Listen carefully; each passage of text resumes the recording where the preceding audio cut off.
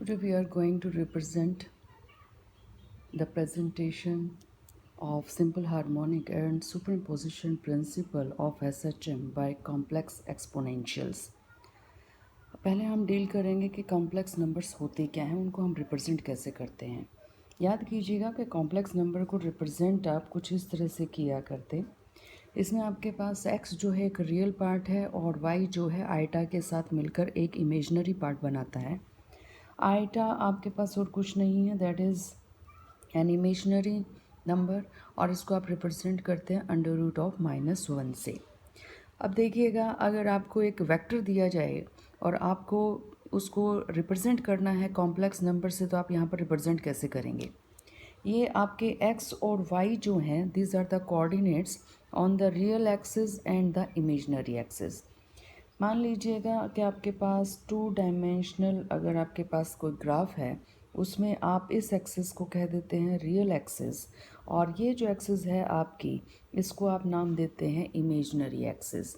हमें z complex number को यहाँ पर रिप्रेजेंट करना है, तो रियल एक्सिस पर जो कोऑर्डिनेट है आपके z नंबर का, वो आपके पास है x। तो मान लीजिए ये आपके पास z है, तो ये जो आपके पास रियल एक्सिस पर इसका कोऑर्डिनेट हुआ वो हो गया x, और y जो आपके पास है ये इसका इमेजनरी कोऑर्डिनेट है, तो यहाँ पर आपके पास इमेजनरी एक्सिस पर कोऑर्डिनेट हो गया आपका y। तो ये आपका z है and it is represented by x, that is equal to z is equal to x plus iota y, और यहाँ पर आप इसको रिप्रेजेंट कर सकते हैं कि इसके कोऑर्डिनेट हैं x और y। अब ओरिजिन से अगर हम ये कंसीडर कर लें कि इसका जो एम्पलीट्यूड है, इसका जो डिस्टेंस है of your complex number from origin to the given point p, that is a, and this vector is making an angle of theta, then we can easily resolve the real component, that is x, and the imaginary component, that is y. Here x is the component of horizontal component of a and theta, and y is the vertical component of a and theta.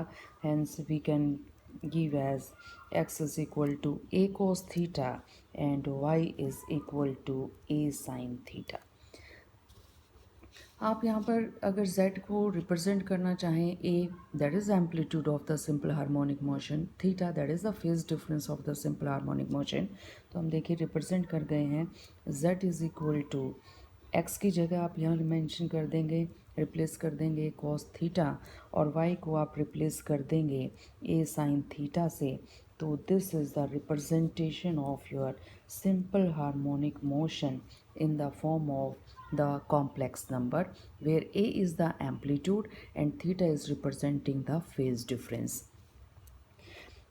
a आप common ले लीजिए, cos theta plus iota sine theta आपके पास रह जाएगा, and this is equal to z, and this that can also be represented by a e raised to power iota theta, and where e raised to power iota theta is nothing, it is cos theta plus iota sin theta. Hence there are two representation in the form of complex number you can give in the form of sine and cosine form. Also you can give it in the form of exponential, and this is the relation in between the trigonometric function, that is cos theta and sin theta, with the exponential. हमेशा angle theta से represent नहीं करते हम कई बार ये कह देते हैं let us consider at t is equal to zero omega is theta is not equal to zero. अगर कंसीडर कीजिए कि आपकी मोशन जो है मीन पॉइंट से स्टार्ट ना होकर आपकी मोशन जो है मीन पॉइंट और एक्सट्रीम पॉइंट के बीच में स्टार्ट हुई हो, तो वहाँ पर हम फेज डिफरेंस ओमेगा टी की बजाय omega t plus phi consider करते हैं। Phi that is the angle made by the particle or made by the body at t is equal to 0. Now here theta is represented by omega t plus phi. Now then the simple harmonic motion in the form of complex number can be represented by a e raised to power iota theta and here theta is equal to omega t plus phi. इसलिए आप बता सकते हैं, अगर ये आपको कोस और sign की फॉर्म में चाहिए तो आप इसको कैसे रिप्रेजेंट करेंगे, z is equal to a cos theta की जगह ओमेगा टी प्लस में फाई कर दीजिएगा, प्लस में आपके पास है आपका imaginary number iota a sine theta की जगह यहाँ पर हम लिख देंगे omega t plus phi. This is the representation of your simple harmonic motion in the form of complex waves. अब ये आपके पास बिल्कुल वैसी इक्वेशन होगी जैसे कि हम वहाँ पर रिप्रेजेंट किया करते. If x is a displacement, A is your amplitude, and you can represent the simple harmonic motion with the cosine function or with the help of sine function. उसके बाद अगर हमें वेलोसिटी निकालनी हुआ करती तो हम क्या कर रहे थे वहाँ पे, displacement is differentiated with respect to time period and you will have the velocity, and if you want to find the acceleration then you can again differentiate this, and with double differentiation of your displacement with time you will have the acceleration. Similarly you can do here, if z is equal to a e raised to power iota omega t plus phi is your simple harmonic motion, then you can easily find out velocity, and velocity is nothing, it is the differentiation of your complex number with respect to time period. A is a constant because it is an amplitude, omega angular velocity that is a constant, t that is a variable time, and phi that is a phase difference, again it is a constant. तो यहाँ पर e raise to power iota x अगर आपके पास होता तो उसका अगर आप डिफ्रेंशिएशन लेते तो आप क्या लिखते, e raise to power iota x, और e raise to power iota x के साथ अगर कोई आपके पास कांस्टेंट होता तो कांस्टेंट आगे मल्टीप्लाई में चला जाता. तो यहाँ पर e raise to power omega t plus five का जो डिफ्रेंशिएशन है वो e raise to power omega t plus five रहेगा, लेकिन यहाँ पर टी के विद रिस्पेक्ट आई और ओमेगा क्या है, साथ में कांस्टेंट है. तो यहाँ पर हम क्या करेंगे, आई और ओमेगा को एज ए कांस्टेंट यहाँ पर ले आएंगे. It means that is your velocity. और अगर आप इस वेलोसिटी को in the form of displacement लिखना चाह रहे हैं तो ए ई रेस्ट पर omega t exponential of e raised by iota omega t plus five, ये आपका जेड है, और आपकी extra term iota omega i है यहाँ पर. This is your representation of velocity. Acceleration के लिए आप अपनी इक्वेशन को एक बार और डिफरेंशिएट कर दीजिए. तो इस इक्वेशन को अगर हम एक बार और डिफरेंशिएट कर रहे हैं then we will have our acceleration and second order derivative of our complex number with respect to time period. एक बार आप यहाँ पर डेरिवेटिव ले चुके हैं, एक बार आपको और लेना है तो दोबारा फिर आइटा ओमेगा को कॉमन निकाल के यहाँ पर मल्टीप्लाई करवा दीजिए. आइटा को आइटा से मल्टीप्लाई करेंगे, it means under root minus one, multiply under root minus 1 and you will have minus a. Omega एक और आपके पास एक्स्ट्रा आ जाएगा डबल डिफ्रेंशिएशन में, तो ओमेगा स्क्वेयर, और साथ में आपके पास क्या आ जाएगा, A e raise to power iota omega t plus five. तो ये बाद में भी हम लिख सकते हैं, और इसको in the form of z अगर आप रिप्रेजेंट करें तो what will you have, the acceleration is equal to minus a omega square and not a p आपके पास जेड में इन्वॉल्व हो जाएगा, minus omega square z. This is the acceleration of simple harmonic motion in the form of complex number representation. This is the velocity and this is your displacement. तो देखिए बड़ी easily हमने complex number से displacement भी निकाल लिया है, simple harmonic motion का वेलोसिटी भी निकाल ली है, और हमने यहाँ पर एक्सेलरेशन भी निकाल लिया है. Now we want to find out the difference or the pictorial representation of our displacement with velocity and with our acceleration. Consider कीजिए कि आपके पास एक रियल एक्सिस है और एक इमेजनरी एक्सिस है. लेट अस कंसीडर ये आपकी रियल एक्सिस है एंड लेट अस कंसीडर ये आपकी इमेजनरी एक्सिस है. और अगर आपको रिप्रेजेंट करने के लिए कहा जाता है सिंपल हार्मोनिक मोशन को, जिसका जो एंगुलर डिस्प्लेसमेंट है वो ओमेगा टी प्लस फाइव है, लेट अस कंसीडर कि ये आपके पास ओमेगा टी प्लस फाइव है and this is your complex representation of your simple harmonic motion. ये आपका z है, डिस्प्लेसमेंट है। और अगर आप वेलोसिटी से रिप्रेजेंट करना चाह रहे हैं तो वेलोसिटी हमारे पास क्या आई थी, we get z dot is equal to iota omega z। ये आपके पास यहाँ पर आइटा ओमेगा z से हमने इसको रिप्रेजेंट किया था। अब एंगल कैसे पता लगाएं in between z and in between z dot. अब ये देखिए आइटा को in the terms of angle यहाँ पर हम रिप्रेजेंट कर सकते हैं। कैसे? E raise to power iota theta अगर आपके पास है तो आप इसको कैसे ओपन करेंगे, आप रिप्रेजेंट करेंगे cos theta plus iota sine theta. This is the representation. और e raise to power iota theta इसकी वैल्यू हमें रिजल्ट में यहाँ पर हम इसको आई से रिप्रेजेंट करना चाह रहे हैं और हम देखना चाह रहे हैं यहाँ पर ये थीटा की वैल्यू क्या है। अगर ये थीटा की वैल्यू हमें पता चल जाए it means it is the angle in between the velocity and the displacement. तो सोचिएगा कॉस थीटा तो यहाँ पर हमें चाहिए ही नहीं, और ये कब आपके पास ज़ीरो हो जाएगा, जब थीटा की वैल्यू पाई बाय टू होगी। अगर यहाँ पर भी हमने थीटा की वैल्यू पाई बाय टू रख दी तो आइटा साइन थीटा आपके पास आइटा के इक्वल आ जाएगा। It means in this case e raised to power iota theta should be equal to iota only when theta is equal to pi by 2। Angle आपके पास displacement में यानी कि z में और z डॉट में कितने का आ गया है, 90 डिग्री का, पाई बाय 2 का। If this is your z then where will you show z dot? This is your z dot with an angle more than more by pi by 2. Similarly, we can easily find out the angle between the acceleration and the velocity. What was your acceleration? Acceleration was minus omega square z। अब सोचिएगा ये minus हमें यहाँ पर remove करना और पता लगाना है z डबल डॉट में और z में एंगल कितने का बना था।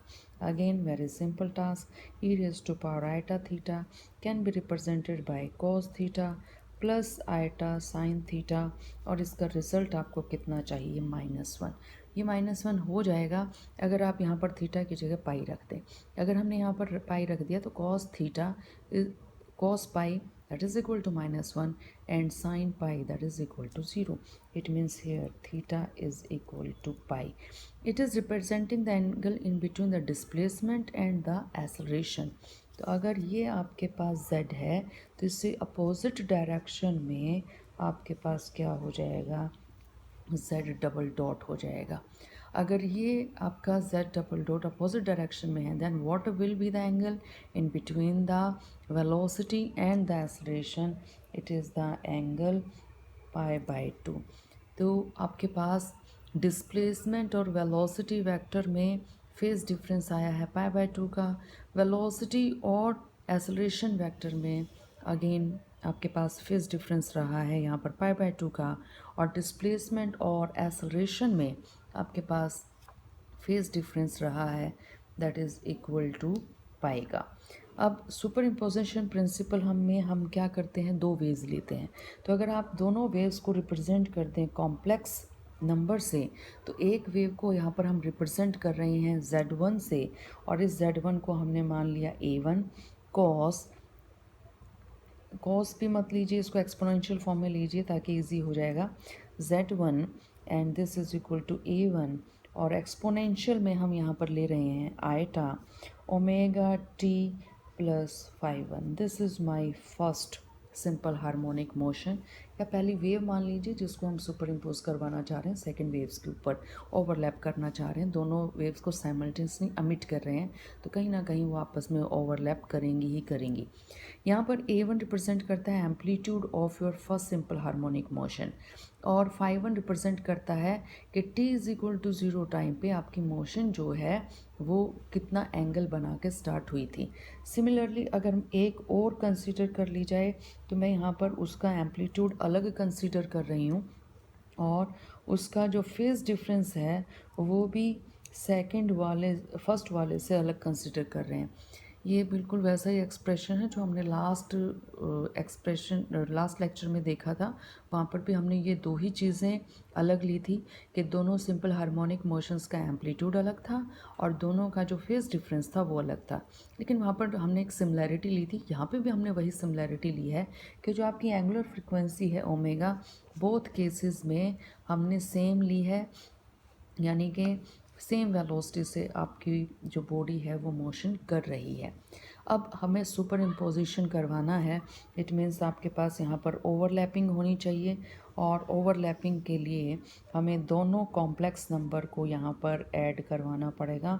हमने Z1 प्लस में क्या करवा दिया Z2, तो रख दीजिए Z1 की वैल्यू और Z2 की वैल्यू। तो Z is equal to Z1 की जगह आप यहाँ पर क्या रख देंगे, आपके ऊपर क्या एक्सप्रेशन था, A1 exponential of iota omega t plus में 5 1, और इसमें आप Z2 ऐड कर रहे हैं, that is A2 exponential of iota omega t और प्लस में क्या कर दीजिएगा 5 2। थोड़ा सा इक्वेशन को हमें इजी बनाना है क्योंकि हमें वेक्टर्स में चाहिए रिप्रेजेंटेशन। जो आपका रिजल्टेंट है वो तो आपका एक ही वेक्टर है, आपके पास एक ही रिज़ल्ट मिलेगा, एक ही वेव मिलेगा, और यहाँ पर हमारे पास दो दो चीज़ें आ रही हैं। तो सोचिएगा इन दोनों को हमें एक में मर्ज करना है। तो यहाँ हम exponential of iota omega t plus 5 1, जो फर्स्ट टर्म में आपकी ये टर्म है, इसको हम यहाँ पर कॉमन ले रहे हैं। तो अगर हमने यहाँ पर कॉमन ले लिया इसको, तो यहाँ से तो हमने इसको उठा लिया, तो ये A1 बच जाएगा। यहाँ से अगर हम इसको उठाते हैं तो देखिए क्या होगा, कॉमन निकाल रहे हैं तो A2 exponential iota omega t plus 5 2 को हमें डिवाइड करवाना पड़ेगा exponential iota omega t plus 5 1 से, और कॉमन हमने क्या निकाला था, that is exponential iota omega t plus 5 1 हमने कॉमन निकाला था। हमें यहाँ पर एडिशन नहीं चाहिए, हमें रिजल्टेंट में यानी कि राइट हैंड साइड में एक सिंगल जो है एक्सप्रेशन चाहिए इन the form of amplitude and in the form of angular velocity. तो अब देखिए बड़ा इजीली हमारा काम हो जाएगा। इसको हम लिख सकते हैं, जो हमारी फर्स्ट टर्म है A1 प्लस में A2, आपके पास एक्सपोनेंशियल है तो ये ऊपर जाकर आपके पास नेगेटिव पावर हो जाएगी। तो omega t plus 5 2 minus omega t minus 5 1, omega t से ओमेगा टी को आप यहाँ पर कैंसिल आउट कर देंगे, then you will have exponential 5 2 minus 5 1, और साथ में आपके पास एक टर्म और भी है, that is exponential iota omega t minus 5 1, जो आपने कॉमन लिया था, that is equal to Z। अब देखिएगा जो फर्स्ट टर्म है, आपको ऐसा नहीं लग रहा कि ये एम्पलीट्यूड को रिप्रेजेंट कर रही है, आपके पास जो कॉम्प्लेक्स नंबर के अंदर रिप्रेजेंटेशन थी सिंपल हार्मोनिक मोशन की, वो कुछ इसी तरह की तो थी, e⁻⁻ आइटा थीटा। यहाँ पर भी कुछ ऐसा ही हो रहा है, एक्स ए एम्पलीट्यूड में आप एम्पलीट्यूड ऐड कर रहे हैं, तो एम्पलीट्यूड में एम्पलीट्यूड ऐड करेंगे तो एम्पलीट्यूड ही आएगा, साथ में आपके पास एक एक्सपोनेंशियल की भी टर्म है। इट मीन्स ये जो टर्म है ये और कुछ रिप्रेजेंट नहीं कर रही, ये टर्म आपके रिजल्टेंट वेव का एम्पलीट्यूड ही रिप्रेजेंट कर रही है, और ये वाली टर्म हमें किसके बारे में बता रही है, एंगुलर वेलोसिटी के बारे में बता रही है। अब जो आपकी फर्स्ट टर्म है जिसको हमने यहाँ पर रिजल्टेंट वेव का एम्पलीट्यूड कहा है, उसका मीनिंग देखिए, वो ओवरऑल आपको यहाँ पर क्या बता, फर्स्ट टर्म आपको यहाँ पर क्या रिप्रेजेंट कर रही है। फर्स्ट टर्म यहाँ पर हमारे पास क्या थी, दैट इज़ एम्पलीट्यूड, और वो आपके पास आ गया था कितना, A1 प्लस में A2, और था आपके पास एक्सपोनेंशियल, और साथ में था आपका iota, and this is 5 2 minus 5 1। Iota हम शायद लगाना भूल गए थे, तो आइटा याद रखिएगा, क्योंकि हर दोनों आइटा ओमेगा टी ब्रैकेट से पहले आपके पास आइटा था। तो अब देखिए क्या रिप्रेजेंट हो रहा है, यहाँ पर आप एक वेक्टर में एक वेक्टर ऐड कर रहे हैं, तो कर दीजिए वेक्टर ऐड। तो ये रहा आपका वेक्टर A1, और ये रहा वेक्टर आपका A2, और इसको यहाँ पर हम कह रहे हैं एक्सपोनेंशियल आइटा, और ये कह दिया हमने 5 2, और माइनस में हमने क्या कह दिया 5 1। अगर आप इसको ओपन करें, कैसे ओपन करेंगे? E raise to power iota theta को क्या लिखा करते? कॉस थीटा प्लस में आयटा साइन थीटा। यही तो आपके पास एक्सप्रेशन था। यहाँ पर भी तो हम यही कर रहे हैं, ई रेज एक्सपोनेंशियल आयटा, और ये हो गया आपका phi two minus phi one, and that will be, कैसे रिप्रेजेंट करेंगे इसको आप यहाँ पर? इसको आप लिख देंगे that is cos of phi two minus phi one, और प्लस में आपके पास यहाँ पर क्या हो जाएगा? Iota sine phi two minus phi one. अगर मुझे यहाँ पर रियल पार्ट चाहिए सिर्फ, क्योंकि यहाँ पर हम रियल मोशन की बात कर रहे हैं, तो आपका ये वाला पार्ट क्या हो जाना चाहिए? ज़ीरो। अगर ये पार्ट ज़ीरो है तो ये जो आपका एक्सपोनेंशियल टर्म है ये किस में चेंज हो गया? कोस में। तो इट मीन्स ये जो हम यहाँ पर लिखे बैठे हैं इसको हम रिप्रेजेंट कर सकते हैं A two cos of phi two minus phi one से। इसका मतलब ये वाला जो आपका सेकंड वेक्टर है ये और कुछ नहीं है, ये हॉरिजॉन्टल कंपोनेंट है आपके ए टू का, और एंगल कितने का बन रहा है? Phi two minus phi one का। तो अगर मैं यहाँ पर इसको दिखा दूँ कि ये एंगल है phi two minus phi one का, तो आप जानते हैं ये वाला वेक्टर आपका कौन सा है? ये आपका वेक्टर है ए टू। अगर ये वेक्टर आपका ए टू है, ये एंगल आपके पास phi two minus phi one है, तभी तो आपका ये वाला component A two cos phi two minus phi one हो पाएगा। तो ये आपके पास हो गया है आपका एम्पलीट्यूड। इस तरह से हमने एम्पलीट्यूड निकाला है। उसके बाद देखिए हमें पूरी वेव को रिप्रेजेंट करना है। कैसे रिप्रेजेंट करें? हमारी पूरी वेव को हमने कुछ इसी तरह से तो दिया था, सुपर इम्पोजिशन प्रिंसिपल ऐसे ही तो दिया था कि आपके पास आ गया था A one A two exponential of iota phi two minus phi one, और कॉमन आप यहाँ पर हमने क्या लिया था? कॉमन हमने यहाँ पर ले लिया था एक्सपोनेंशियल आयटा और ओमेगा टी माइनस में फाई वन। ये हमने यहाँ पर क्या ले लिया था? कॉमन ले लिया था। अब देखिए अगर हमें रियल पार्ट चाहिए तो आप इस एक्सपोनेंशियल को दोबारा से क्या कर सकते हैं? कोस की फॉर्म में चेंज कर सकते हैं, और रिजल्टेंट क्या आएगा रियल फॉर्म के अंदर? Exponential iota omega t minus five one का आपके पास आ जाएगा cos of omega t minus five one. It means ये जो आपका पूरा का पूरा वेक्टर है इसको आप कितने एंगल से आगे लेकर जा रहे हैं? Omega t minus five one से आगे लेकर जा रहे हैं। तो कंसीडर कीजिए कि ये जो है ये आपका z है। अगर ये आपका रिजल्टेंट सिंपल हार्मोनिक मोशन है तो इससे क्या करना है हमें? Omega t minus five one आगे जाना है। तो ये हम omega t minus five one आगे चले गए, तो ये आगे चले गए तो ये आ गया हमारे पास। अब ये जो है ये और क्या है? आपने ये कोर्स किस चीज़ का लिया? आपने इसी को तो लिया है। तो इसका मतलब ये हो गया आपका ए वन प्लस में ए टू, और ये हो गया आपका exponential iota phi two minus five one. और अगर इसको भी आप कंपोनेंट्स में डिवाइड करवाना चाह रहे हैं तो ए वन जो था वो तो आपका इसी डायरेक्शन में था। तो आपका ए टू कहाँ है? ए टू आपका कितने एंगल से आगे चल रहा था? Phi two minus five one angle से आगे चल रहा था। तो ये आपके सुपर इम्पोजिशन प्रिंसिपल को यहाँ पर हमने कॉम्प्लेक्स नंबर से रिप्रेजेंट करवा दिया है। अब आप कहेंगे कि हमने तो क्रस्ट के ऊपर क्रस्ट गिरवाया तो हमारे पास एम्पलीट्यूड जो है वो होना चाहिए था z1 प्लस z2, या फिर इन दिस केस आपके पास रिज़ल्ट आना चाहिए था a1 प्लस a2। और अगर आप यहाँ पर क्रस्ट के ऊपर ट्रफ गिरवा रहे हैं तो रिजल्टेंट एम्पलीट्यूड आपका आना चाहिए था a1 माइनस a2। तो ये कैसे होगा? रिजल्टेंट वेव पर दोबारा आ जाइए। आपकी जो रिजल्टेंट वेव है ये है उसका एम्पलीट्यूड। तो सोचिएगा कि ये एम्पलीट्यूड मैक्सिमम कब होगा, यानी कि a1 प्लस a2 कब हो जाएगा, और ये एम्पलीट्यूड आपका मिनिमम कब होगा, यानी कि a1 माइनस a2 कब होगा। तो a1 प्लस a2 जो आपका exponential iota phi two minus five one है, इसको हमें किस फॉर्म में लेकर आना है? हमें मैक्सिमम एम्पलीट्यूड चाहिए, यानी कि क्रस्ट के ऊपर क्रस्ट और ट्रफ के ऊपर ट्रफ गिरवाना, तो रिजल्टेंट ही आना चाहिए। अगर रिजल्टेंट ही आना चाहिए तो e raise to power iota φ2 minus φ1 को कितना होना पड़ेगा, यहाँ पर आपके पास 1 होना चाहिए।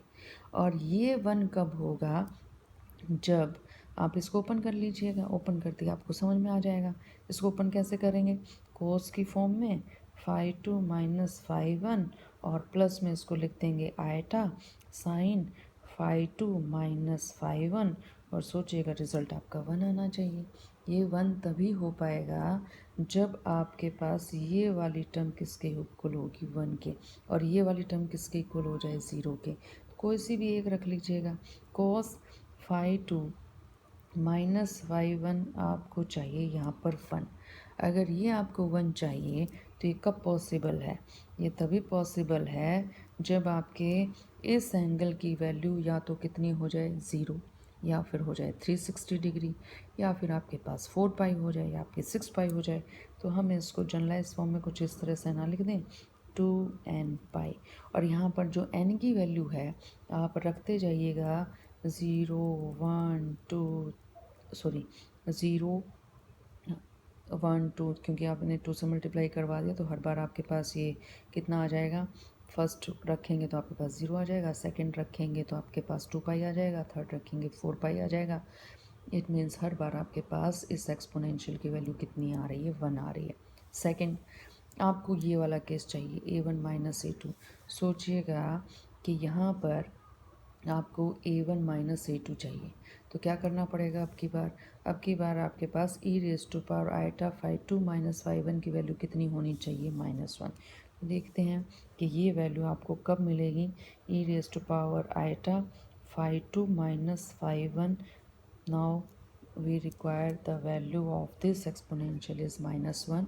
और ये आपकी वैल्यू आप एक्सपोनेंशियल से जब निकालेंगे तो φ2 माइनस φ1 प्लस में आयटा साइन φ2 माइनस φ1 और आपको रिज़ल्ट चाहिए -1। तो आयटा की वैल्यू यानी कि जो आपका इमेजनरी पार्ट है वो तो आपका 0 आना ही चाहिए। अब बच गया आपका रियल पार्ट। रियल पार्ट में आपके पास है कोस φ2 माइनस φ1 और यहाँ पर हमें चाहिए -1। φ2 माइनस φ1 क्या एंगल रखें कि कोस आपको -1 वैल्यू दे दे। हमें पता है कोस पाई की वैल्यू -1 आ जाएगी, यानी कि अब की बार पाई जो है आपके पास odd integral multiple of numbers होना चाहिए। कैसे, आप इसको पाई रखिए, रिज़ल्ट कितना आ जाएगा, -1 आ जाएगा। आप इसको 3 पाई रखिए, रिज़ल्ट कितना आ जाएगा, -1 आ जाएगा। आप इसको 5 पाई रखिए, again you will get the result -1। तो ये अगर हमें जनरलाइज करना है फेज डिफरेंस का डिफरेंस, तो कैसे करें, φ2 माइनस φ1। अब की बार पिछली बार हमने इसको n से रिप्रेजेंट 2n लिया था, तो अब की बार कर दीजिए 2n प्लस 1। तो ये जो आपका नंबर है 135 आ जाएगा यहाँ से, और साथ में रख दीजिएगा पाई। तो हर बार रिज़ल्ट आपके पास कितना आ जाएगा, -1। तो देखिए सुपर इम्पोजिशन प्रिंसिपल हमने सीधा हमारे जनरल इक्वेशंस को ऐड करके भी निकाला था कि किस तरह से एम्पलीट्यूड ऐड हो रहे हैं। हमने यहाँ पर एक नया मेथड और यूज़ कर लिया है कि कॉम्प्लेक्स नंबर से अगर आप अपने सिंपल हार्मोनिक मोशन को रिप्रेजेंट कर रहे हैं तो सुपर इम्पोजिशन प्रिंसिपल भी आपका, आप अपने कॉम्प्लेक्स नंबर से अपने रिजल्टेंट वेव को यहाँ पर रिप्रेजेंट कर सकते हैं। अब आप यहाँ पर देखिएगा, आपने वैल्यू पाई ली, यहाँ पर वैल्यू कितनी ली थी, यहाँ पर आपने रिप्रेजेंट कर दिया था 0 से, फिर आपने यहाँ पर कर दिया पाई से, भाई n इज़ इक्वल टू 0 ले लिया और यहाँ पर आपने ले लिया n इज़ इक्वल टू 1। तो इन दोनों के बीच में क्या होगा, अगर आपकी एक रिज़ल्ट आपको ये दे रहा है, दूसरा रिज़ल्ट आपको आपकी स्टैंडिंग वेव दे रहा है, क्रस्ट के ऊपर ट्रफ गिर गई, यानी कि a1 माइनस a2। अब if a1 is equal to a2 तो आपको स्टैंडिंग वेव मिल जाएगी। अगर a1 ग्रेटर हुआ a2 से तो आपको थोड़ा सा ऊपर की तरफ एम्पलीट्यूड वाली वेव मिलेगी, और अगर a2 आपका ग्रेटर हुआ a1 से तो आपको थोड़ा सा नीचे वाला नेगेटिव एम्पलीट्यूड वाली वेव मिल जाएगी। लेकिन इनके बीच में आपके पास क्या होगा, देखिएगा रिजल्टेंट वेव इंक्रीज़ कर रही है, मैक्सिमम पे जा रही है। तो मैक्सिमम तो हो गया आपका a1 प्लस a2। उसके बाद आपकी रिजल्टेंट वेव नीचे भी आ रही है, तो इसको आप रिप्रेजेंट कर रहे हैं कितने से, A1 माइनस A2 से। लेकिन यहाँ देखिएगा बीच में आपके पास A1 प्लस A2 से लेकर A1 माइनस A2 तक ये बाकी एम्पलीट्यूड्स भी तो आ रहे हैं। तो जब आप ज़ीरो और पाई के बीच में अपने फेजेस का डिफरेंस देते हैं तो आपको क्या मिलेगा, ये वाली वैल्यूज़ आपके रिजल्टेंट वेव की मिल जाएंगी। बड़ा इजी सा रिलेशन है ये।